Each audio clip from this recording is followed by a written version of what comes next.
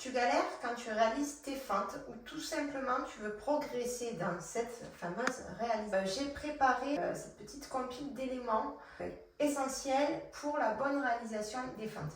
Dans cette petite vidéo durant une vingtaine de minutes, je vais t'expliquer les éléments essentiels tout en te proposant de matérialiser ces points avec des petits exercices. Donc c'est pas vraiment une séance de sport à proprement parler, ne t'attends pas à ça sinon tu vas être déçu.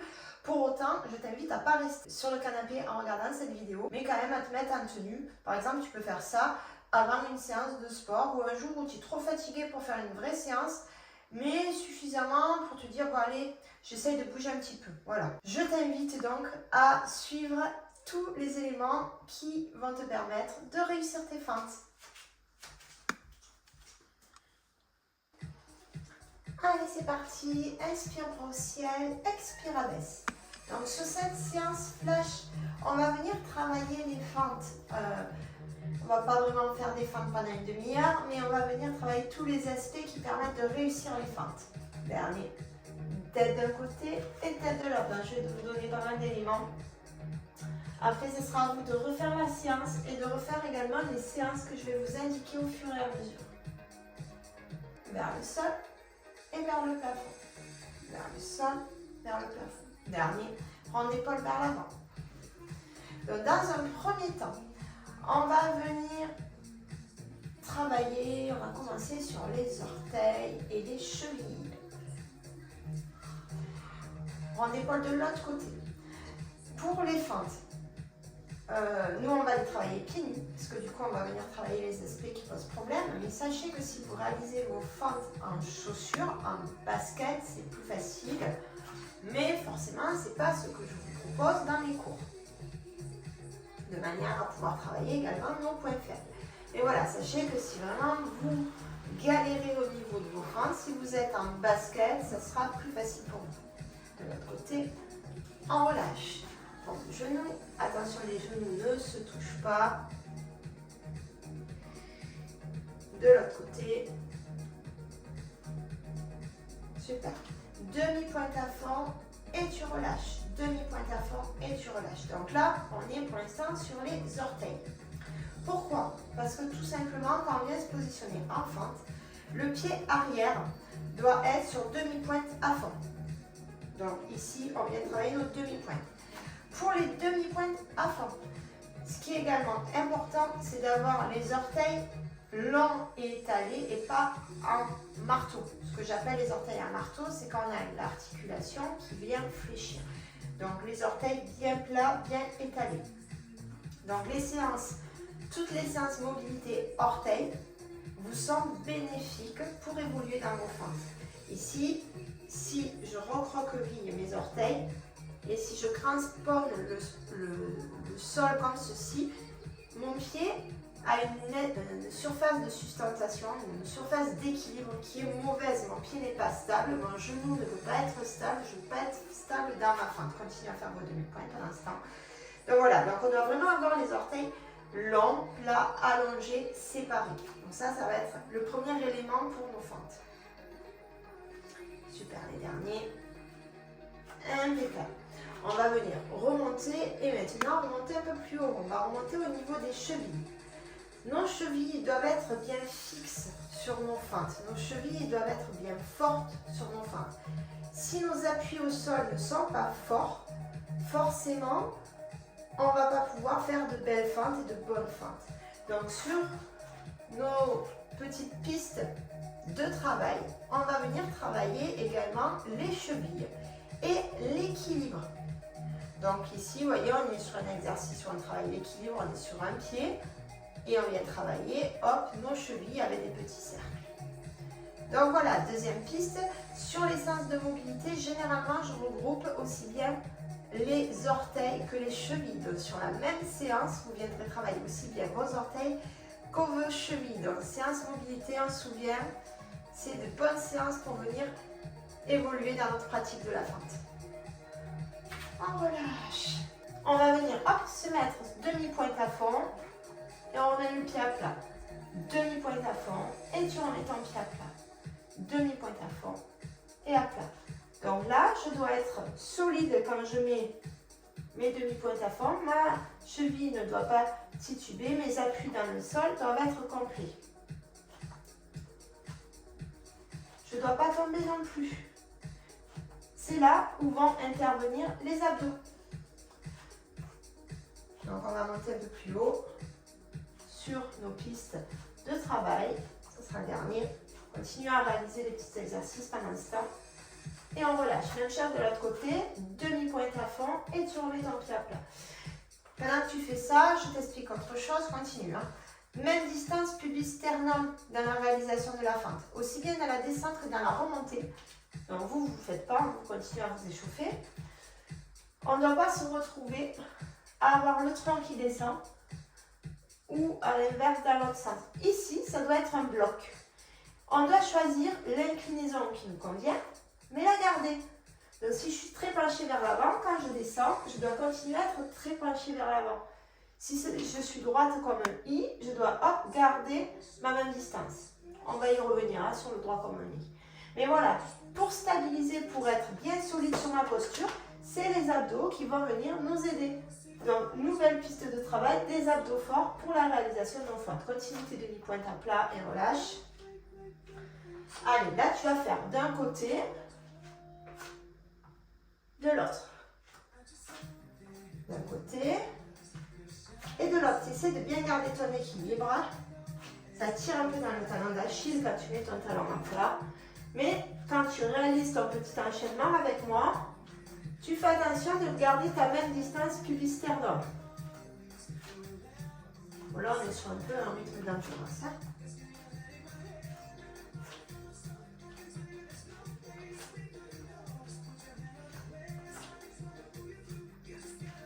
Allez, encore un peu.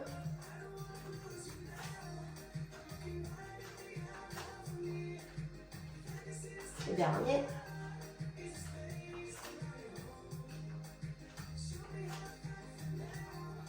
Super, ça va être mon petit dernier. On relâche. On va venir échauffer nos jambes maintenant. Pour échauffer, on va être sur des petits squats, tranquille, orteils 10h10. Tu descends et tu remontes. Donc à l'instant, moi je papote. Donc sur nos fentes, on a vu les orteils, on a vu les chevilles, on a vu les abdos. Tous ces éléments-là, orteils, chevilles, abdos, vont pouvoir t'aider dans le maintien de l'équilibre. L'équilibre sera donc primordial pour pouvoir réaliser ta fente. Pour autant, juste l'équilibre ne suffira pas. On va avoir d'autres aspects qui vont venir intervenir. On aura l'aspect cardiaque, donc le rythme cardiaque qui peut s'emballer parce qu'on est sur un exercice polyarticulaire comme celui-là, là, comme le squat. D'ailleurs, je parle, on le sent. Ma respiration est plus saccadée. Tout simplement parce que mon rythme cardiaque s'élève, parce que c'est un exercice qui fait qu'on recrute beaucoup de muscles et que du coup, le rythme cardiaque augmente. Donc moi, ce que je te propose, c'est d'en faire des plus lentes et de faire des petites pauses. Donc, dans les séances où je te fais faire des fentes, ne tente pas de suivre mon rythme. Surtout si tu sais que c'est un exercice où tu as du mal. Si c'est un exercice où tu as du mal, tu ralentis, tu décomposes. Là, quand j'ai fait un squat, sur mes vidéos, en général, j'en ai fait 2. Donc voilà, ici, sur tes fentes, quand tu vas ralentir ton rythme, tu auras moins de difficultés au niveau du cardio. C'est un nouvel aspect. Ce sera les derniers. Et on relâche. Maintenant, on va rentrer dans l'aspect purement musculaire. Forcément, le mouvement, il est réalisé par les muscles. Donc, du coup, on va devoir venir travailler tout un tas de zones musculaires pour réaliser nos fentes. Les quadriceps, les ischios et les fessiers, en plus des abdos qui sont un stabilisateur. Donc là, on sera sur ces muscles. On va se mettre juste temporairement sur une chaise et on va la garder. Ici, on est sur un exercice statique de chaise. Je suis mis de profil. On est bien collé au dos et on n'est pas cambré. On va étirer le bas du dos.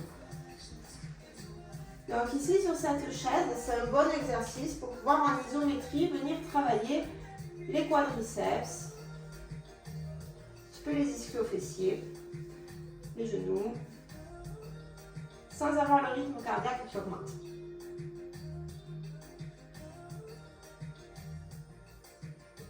Encore un peu.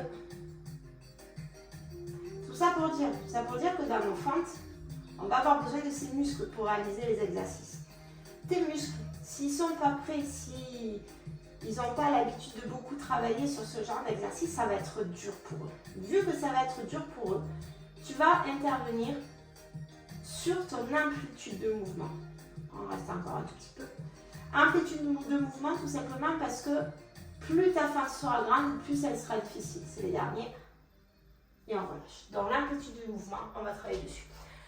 Maintenant, on va rentrer dans la fente à proprement parler. Et on va la varier. L'amplitude de mouvement, on va y revenir. Pour l'instant, on va venir sur la technique de la fente. La technique à proprement parler, on sera systématiquement avec les pieds en largeur bassin. Pas de pied à la queue leu. Si tu es à la queue leu, tu vois, je perds mon équilibre. Je ne peux pas réaliser une bonne fente si je n'ai pas d'équilibre. Les genoux, ils sont mis en allongé. Fente classique, hein, la fente de base, parce qu'après il y a les fentes croisées, etc. Fente classique. Donc pas de pied à la queue leu. On va venir mettre nos pieds en largeur bassin. Ça, c'est la première chose. Donc pied, largeur bassin, et tu recules un pied. Largeur bassin, je recule un pied. J'ai reculé un pied, j'ai gardé ma demi-pointe. Je ne dois pas mettre mon pied à plat. Si je mets à plat, c'est que généralement, ma distance entre les pieds n'est pas bonne. Je ne dois pas pouvoir mettre le pied au sol. Donc là, j'estime, vu que je mets le pied à plat, c'est que ma distance n'est pas bonne. Donc je recule d'un bon petit pas. Là, pour pouvoir mettre le pied à plat, je peux, parce que bon, je suis relativement souple et mobile, mais je sens que ça tire au niveau du mollet. Donc déjà, je me dis, je dois être pas trop mal. Donc demi-pointe à fond. On va le garder. On va travailler notre équilibre. Premier aspect, c'est ça, c'est la technique. Pied largeur bassin. Je ne dois pas mettre mon pied à plat avec facilité. Je dois garder ma demi-pointe à fond tout le long. Quand je descends, quand je remonte, j'ai ma demi-pointe à fond. Tu gardes encore un peu. Super. On va déverrouiller le genou arrière et tu vas garder. Tu ne bouges plus.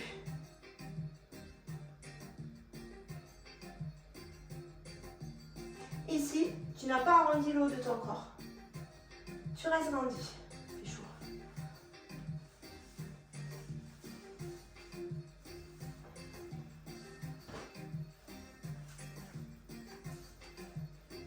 Ce short, il est tout flou, tout flou. Allez, tu tiens et tu ramènes. J'ai ramené. Mes pieds sont à largeur bassin. Ok, même chose de l'autre côté. Je recule.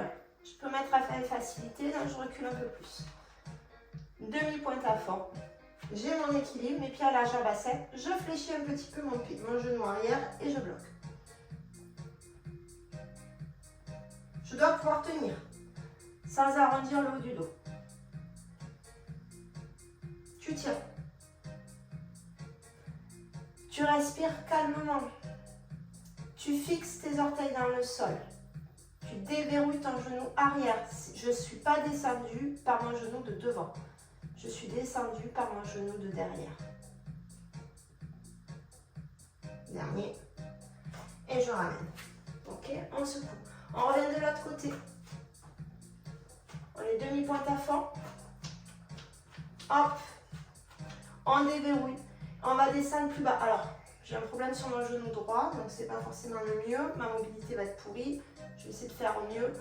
Je descends et je remonte. Même distance, pubis sternum. Ok? Ici, je ne suis pas partie droite comme un nid. En plus, je suis très cambrée. Sinon, je vais flinguer le bas du dos. J'ai légèrement incliné mon poids du corps vers l'avant. Légèrement. Je ne suis pas là. Hein? Droite comme un nid. Je penche un peu. J'ai pas mal au bas du dos. C'est que je suis bien. Je déverrouille ma jambe arrière. Je descends. Et je remonte. Les bras tendus quand on a des haltères vers le sol. Et on ne fait pas d'espèce de pompe avec les bras. On garde les bras tendus. Si on n'a rien dans les mains, on peut mettre les mains devant nous. C'est comme on veut. Genou arrière qui descend. Et tu remontes. Genou arrière qui descend. Et tu remontes. Encore un peu. 3, 2, 1. On ramène. On change de côté. Donc, pas avec facilité. Je recule un peu. Demi-pointe. Je déverrouille mon genou arrière. Mon pied reste bien haut, aussi bien dans la montée que dans la descente. Je ne suis pas droite comme le nid. Hop, je penche légèrement vers l'avant. Et on va faire la même chose de l'autre côté. On descend. C'est le genou arrière qui fléchit. Et je remonte. Au niveau des sensations. Ici, quand je descends, surtout si tu as fait les fessiers il n'y a pas trop longtemps, tu sens bien ta fesse de la jambe de devant. Ok?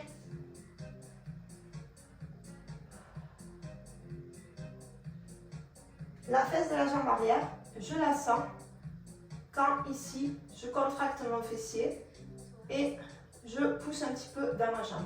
Ok? Et sinon, c'est la fesse de devant. Et là, tu peux rajouter, si tu veux, un peu de fesse arrière.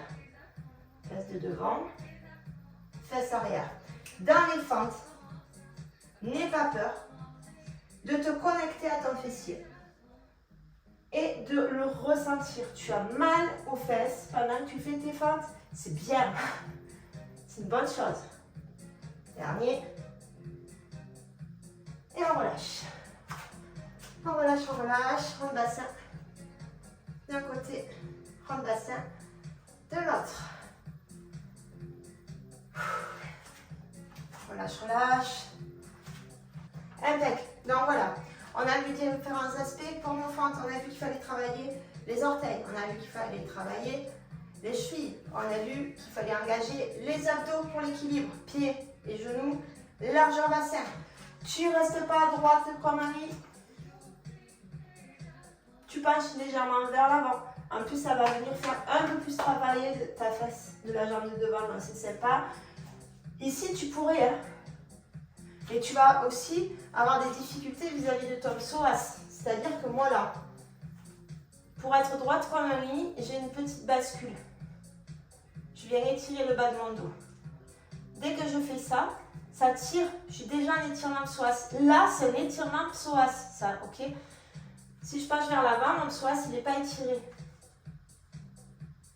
Et ici, si je suis là et que je ne fais pas ma bascule au niveau de mon bas de dos, si je reste là, je suis cambrée, tout simplement. Et je fais des fentes en étant cambrée. Tu te niques tout et tu n'as pas les abdos qui sont actifs. Donc si je veux que mes abdos s'activent, je suis obligée d'être là, donc étirement psoas. C'est pour ça que je penche vers l'avant, surtout pour les personnes cambrées. Je n'aurai pas le choix. Hein. On a tout vu, je pense. Inspire, bras au ciel. Expire, baisse. Donc voilà, cette séance, on n'était pas sur une vraie séance, on était vraiment sur un apprentissage des fentes classiques, les fentes que moi je vous fais faire. Continue à faire tes petits mouvements de bras pendant que je papote encore un peu. Je vous fais faire ces fentes-là et pas les fentes marchées. Fentes marchées, je n'ai pas trop de place. Voilà, déjà parce que j'ai pas de place, donc les fentes marchées, on ne va pas les faire. Les fentes marchées, elles vont nécessiter que chaque fois que tu te remets en place, tu as les bons appuis, tu es la bonne demi-pointe, tu es solide dans tes appuis, tu sois en place, etc. Elle va engager un peu plus le cardio également, donc on va très vite fatiguer plus rapidement et du coup, d'un point de vue musculaire, on pourra plus difficilement être sur de la force. J'espère que ces petites informations te seront très utiles, que tu vas t'entraîner, que tu vas refaire éventuellement les séances dont je t'ai parlé, les séances orteils, chevilles, parce que souvent, les problèmes que je vois au départ, ça vient de là. Ensuite, ça va être abdos. Et en dernier, ça va être musculaire. Concrètement, on est plutôt là au niveau des soucis. Tu laisses des petits commentaires. Comme ça, éventuellement, je peux répondre à tes questions si j'ai oublié des aspects. Et je te dis à très vite pour une vraie séance cette fois-ci.